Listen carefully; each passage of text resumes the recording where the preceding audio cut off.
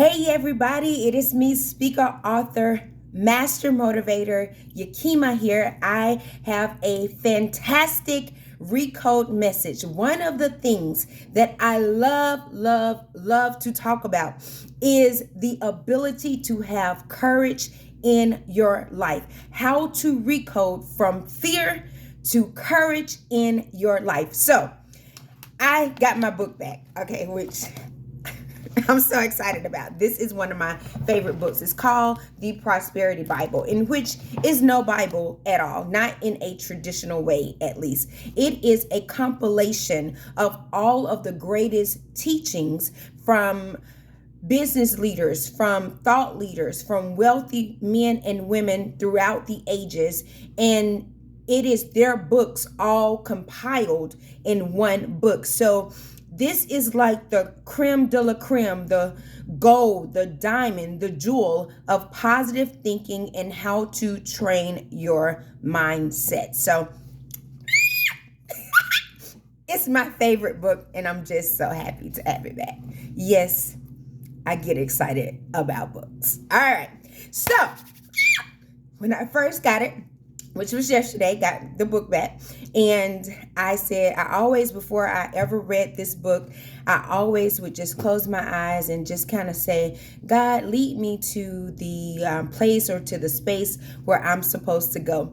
And my God, did he just not do that. So I'm going to expound on a couple of things to help those who find themselves wanting to elevate to that next level in life. That means that you may want to have courage somewhere in some place to do something you've never done before, to speak to someone you've never spoke to before, to do something, just to do something that may require you to have courage. And so that's what I'm going to talk about. This comes from the book. It is by Helen Wilmans, and it's called The Conquest of Poverty. And this is exactly where I was led on yesterday to start reading in this book, which you can see is like super thick. I immediately went to this chapter. Y'all, I just get so excited. I love like all of this. I just love it. So, in the introduction, I could not even make it past the other part because I got kind of caught up right here in this moment. So the first thing she says is, in writing this book, while I shall not make it an autobiography, I shall prove what I say as I go along by the test of personal experience, than which there is no better guide or teacher. Recode 101. I always say that I utilize personal experiences. Utilize your personal experiences for your mindset, for your growth, for your personal growth, to garner that courage in your life. Think about the times when you thought that you were not going to make it, but you did. Think about the times when somebody told you no, but you found a way to get a yes. Think about the times when you thought that you were destitute and all hope was lost, but somehow, some way, you made it through. Think about those times. Those are your personal experiences. That is your testimony or test of faith, okay? That is what it takes in order for you to get to that next level. Do not forget that the doors that you thought were closed somehow opened up for you, and be thankful for that and use that to create positive momentum in your life. Yeah, I'm going to break this down, so this might be a long video. Second, now I'm skipping some of these paragraphs, okay? I'm just highlighting the things that really resonated with me.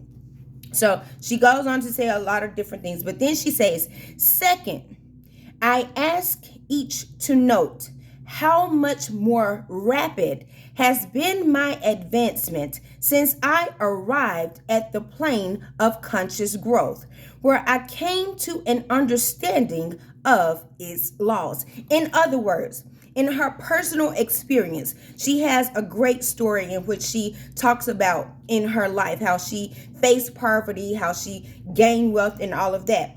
But she says much more rapid, meaning much more quickly. The more that she started to understand conscious growth, meaning her mindset shifted, meaning she understood the difference between the conscious and subconscious mind. The more rapid has been my advancement since I arrived at the plane of conscious growth, where I came to an understanding of its laws. This is what I'm trying to get you guys to understand. This thing called life, wow, we cannot predict the future. We don't know what's going to happen moment to moment or day by day. There are some parts of it that we control, and that begins with our thinking. It begins with our mindset. As a man thinketh, so is he. In the Bible, there are multiple scriptures about the power of your mind. In the Bible, it talks about an idle mind being a devil's workshop, meaning if you're sitting idle, not getting things done, not following your purpose, not having a reason to go about the Father's business, you're sitting idle, that the devil will come and play tricks on your mind. But when you are intentional, another one of my favorite scriptures in the Bible talks about whatsoever things are lovely, whatsoever things are pure, whatsoever things are of a good report, if there be any virtue, if there be any praise, think on these things. And so we like to always just use the Bible is great. Merge it together with these teachings, it becomes even greater. You begin to develop a better understanding about the power of your mind, the power of your thinking. You can elevate yourself beyond your circumstance. You can elevate yourself beyond what you see. And when you start thinking like that, when you start understanding that, you will see the rapid advancement in your life. You will see it. You can't help but to see it. The universe will respond to the energy that you're putting out. All right. Now, lastly, this is my favorite part. What I have accomplished thus far has been in obedience to the working of natural laws, which can and will operate in any human organism that will tear down the embankments of fear, which obstruct the river of growth, and open the floodgates of courage and self-trust, thus permitting natural law to take its course. So let me break this down for you in layman's terms, okay? What she's saying is that these laws, first of all, will work for anybody. There is no secret. There is not any, I almost used a double negative. That was going to be real rough right there. Linguistically, that would have been inaccurate. However, what she's saying is that this power, this thinking, that this ability to tap into this level of courage is available to everybody, to everyone, okay? And so it says, which can and will operate in any human organism that will tear down the embankments of fear. So, fear, oh my God. How many times is that in the Bible? God has not given us a spirit of fear, but of power, love, and of a sound mind. Fear has no place in your life. Fear was built as a natural response to keep humans safe, to keep them at a very primitive level, okay? To keep them safe from outside forces, outside environmental forces. And sometimes we create our own fear in our mind for things that even have not happened yet, or we anticipate something, which is why living in the present is so important, and not just always thinking about the future, not necessarily dwelling on the past, but actually being present in the moment where you are right now. And so when you start thinking like that, when you start getting rid of the fear, when you start saying, I am equipped, I am able, I am powerful, I am confident, I am strong, I can do this, I am built to do this. When you start telling yourself that story, imagine that fear is like a brick wall, okay? So here you are, you have fear. Fear is one of the lowest emotional vibrations that you can have. Fear is anger sometimes. It comes out in lack of self-confidence. Fear shows itself in a variety of ways. It's not just like, ooh, I'm so scared. It's more like I don't have the confidence to do things. I put things in works, but I don't follow through with it. I don't have the courage to go and talk and meet to take the necessary steps to get to where I want to go. That is sometimes what fear looks like. It can look like anger because you're upset that you are not at the place or space that you want to be. It can look as lack of self-confidence, you not loving yourself, not taking care of yourself, accepting things that you're not supposed to be, accepting being in relationships you're not supposed to be in, being on a job that you hate, that you know God has something better for you. That's what fear actually looks like, okay? And it says, but embankments of fear which obstruct the river of growth. The river of growth. Okay, I could spend 30 minutes on that statement alone. The river of growth, meaning that growth is like a river. It can be very powerful, that it's going to flow. It has to flow. Sometimes, yes, you're going to retract back and all of that, but it's a river of growth. God wants to give us a river of opportunity, a river of positive thinking, a river of self-confidence, a river of I can, a river of I am deserving, a river of all of this goodness can flow to us, right? And it starts knocking down that brick wall of fear. It starts knocking down that brick wall of fear, okay? And open the floodgates of courage and self-trust. Open the floodgates of courage and self-trust, thus permitting natural law to take its course. I wasn't going to read this part, but I have to. What I am, natural law has made me, aided only by self-recognition. And while I know the scope of my growth and power to be boundless, what I claim for myself, I claim for each individual of the race. I do not forget that in their ignorance of not the equality, but the unity of the race, selfish men have foolishly secured the enactment of statutory laws, which helps to effectually hold the masses of the people in chains. But I assert that any individual may, by himself, rise above his environments, and that as he rises by virtue of his knowledge of the higher law, he helps to make clearer the mental atmosphere.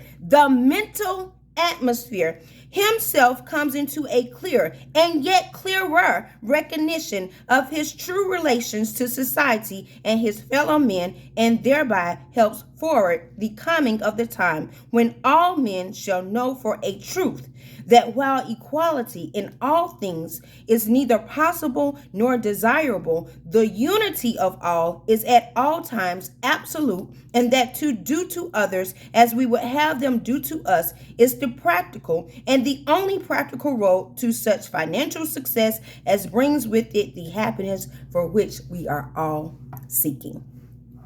This is just some powerful information right here. I don't even know if I should be sharing this, but I am, because more people need to understand. More people need to hear this. We're coming into a day and age where this is going to be the most important thing. We saw during the pandemic that if something happens in the world, it does not matter how much money you have. We were all masked. We all could not go anywhere. We were all shut down for a period of time. And those who survived, it had nothing to do with your material things and possessions, but more so to do with your mindset, the power of your mind.